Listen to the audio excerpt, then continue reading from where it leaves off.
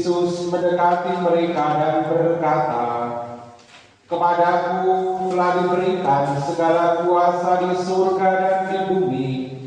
Karena itu pergilah, jadikanlah semua bangsa muridku, baptislah mereka dalam nama Bapa dan Anak dan Roh Kudus, dan ajarlah mereka melakukan segala sesuatu yang telah kuperintahkan kepadamu.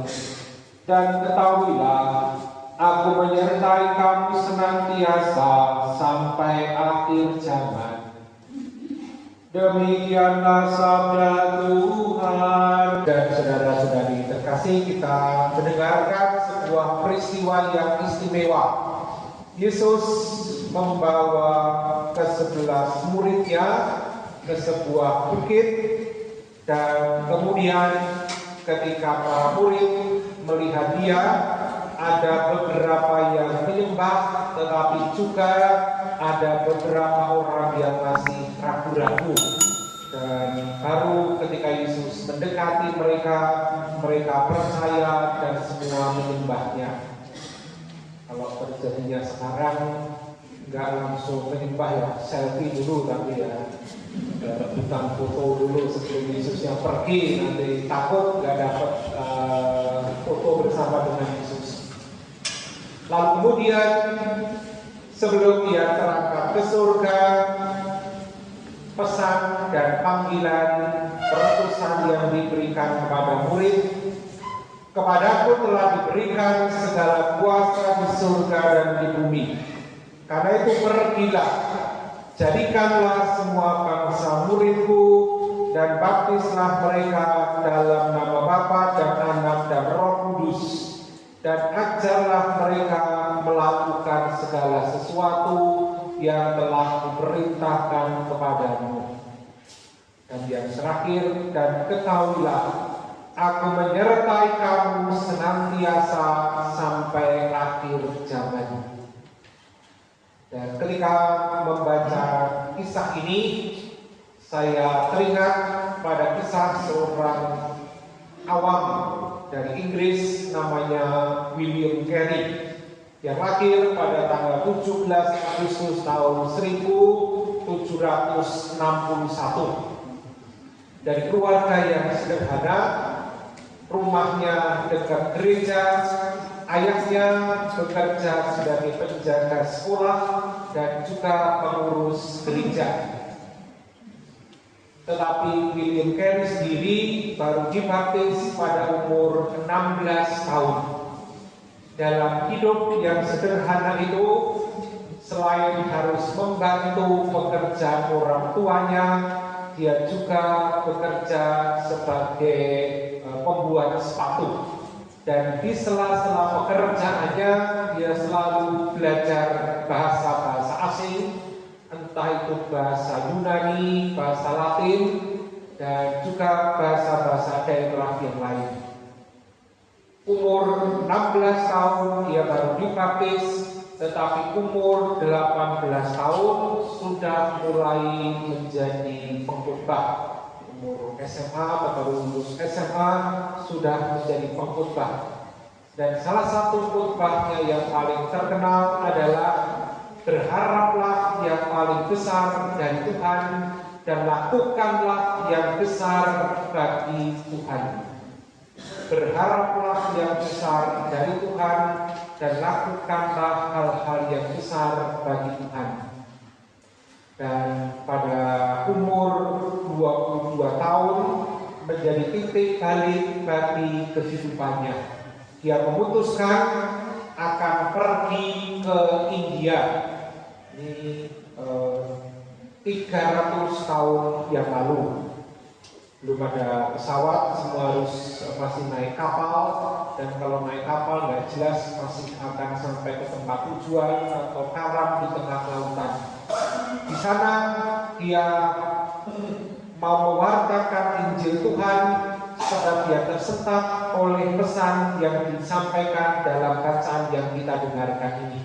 sebuah amanat agung dari Yesus sendiri. Pergilah ke seluruh dunia dan ajarlah mereka melakukan segala sesuatu yang sudah kuperintahkan kepadamu. Tetapi tantangan datang dari keluarganya sendiri. Istrinya tidak mau ikut dengan suaminya karena harus pergi jauh ke India dan tidak tahu wilayah itu di mana.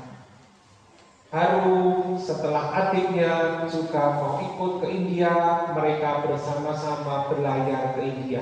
Dan di India pun ternyata dia menghadapi kesulitan dari pemerintah Inggris yang melarangnya untuk mewartakan Injil karena nanti takut akan mengganggu perdagangan antara orang-orang India dengan orang-orang Inggris itu sendiri. Ya terkatung-katung, dan kemudian tragisnya lagi bahwa anaknya meninggal dunia karena penyakit disentri.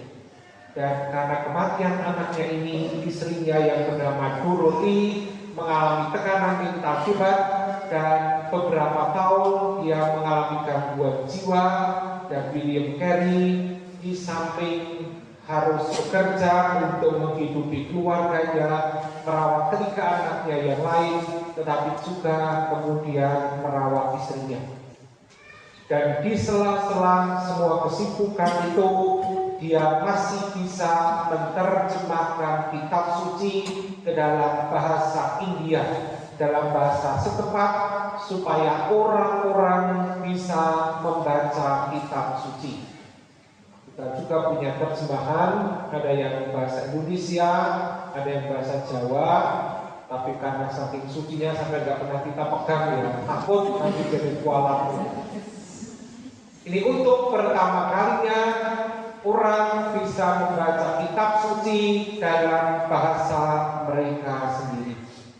Dan untunglah ada perubahan politik.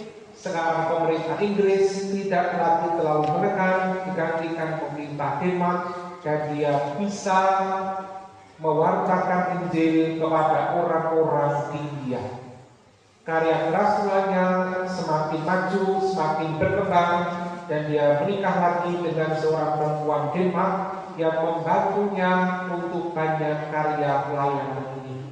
Tetapi sayang, hanya beberapa tahun istrinya menderita sakit kanker dan kemudian juga meninggal dunia.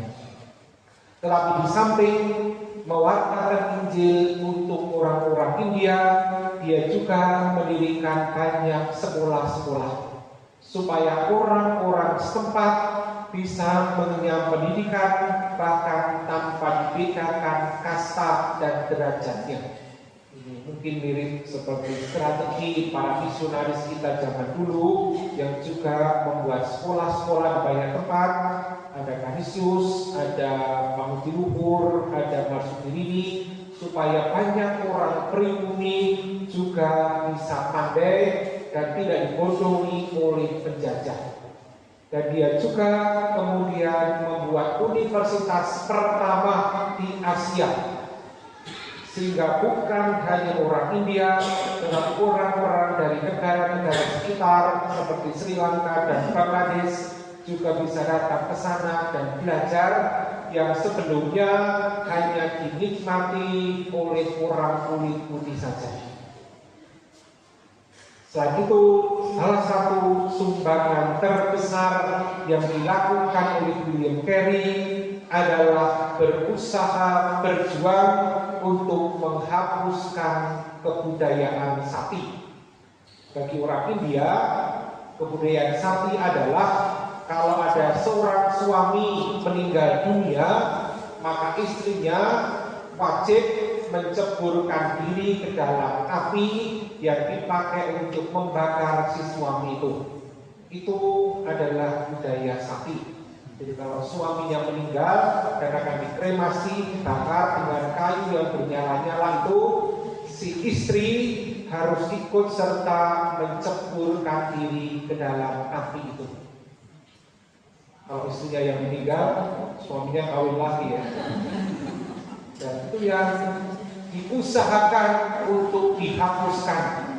Dan baru setelah 40 tahun keberadaan William Carey di sana, secara resmi pemerintah Inggris mengeluarkan undang-undang supaya tradisi sapi dilarang seluruhnya di India, supaya tidak mengorbankan perempuan karena mereka masih bisa melanjutkan hidup dan juga punya tanggung jawab terhadap anak-anaknya. Nah, Bapak Ibu dan saudara-saudari terkasih, tentu kita tidak harus menjadi seperti William Carey, pergi ke tanah asing untuk mewartakan Injil, tetapi pesan dan panggilan perutusan yang sama yang disampaikan oleh Yesus kepada para muridnya dan tadi ditanggapi dengan begitu antusias oleh William Carey juga ditujukan kepada kita, bahwa berita panggilan perutusan, pergilah, jadikanlah semua bangsa muridku, baptislah mereka, dan ajarlah mereka melakukan segala sesuatu yang telah kuperintahkan kepadamu. Dan ketahuilah, aku menyertai kamu senantiasa sampai akhir zaman. 11 murid yang datang ke sebuah bukit itu bukanlah orang-orang muda. Mereka adalah orang-orang yang dewasa, yang mungkin juga sudah cukup berumur, yang sudah bekerja cukup lama, entah sebagai nelayan, sebagai petani, sebagai pedagang, sebagai penukar uang, dan lain sebagainya.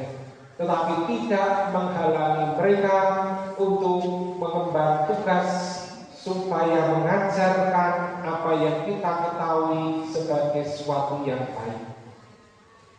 Mereka tidak sepenuhnya sempurna, mereka tidak sepenuhnya baik. Dalam perjalanan waktu juga ada kesalahan-kesalahan dan kekurangan, tetapi tidak menjadi halangan bagi kita untuk memberitakan kabar baik kepada orang-orang di sekitar kita, supaya kehadiran kita di tengah-tengah keluarga dan orang-orang lain sungguh membawakan kebaikan, menceritakan kebaikan, memberikan kegembiraan dan sukacita. Dan seperti yang diulang-ulang oleh Paus Fransiskus, salah satu cara supaya kehadiran kita memberikan kegembiraan dan sukacita adalah berhenti bergosip. Paus Fransiskus dalam banyak sekali kesempatan bertahun-tahun selalu menyampaikan hal ini. Kehadiran kita memberikan kegembiraan dan sukacita, salah satu caranya adalah berhenti bergosip, supaya kita menjadi pewarta kabar sukacita dan bukan menjadi pewarta kabar buruk yang semakin tersebar kemana-mana. Amin.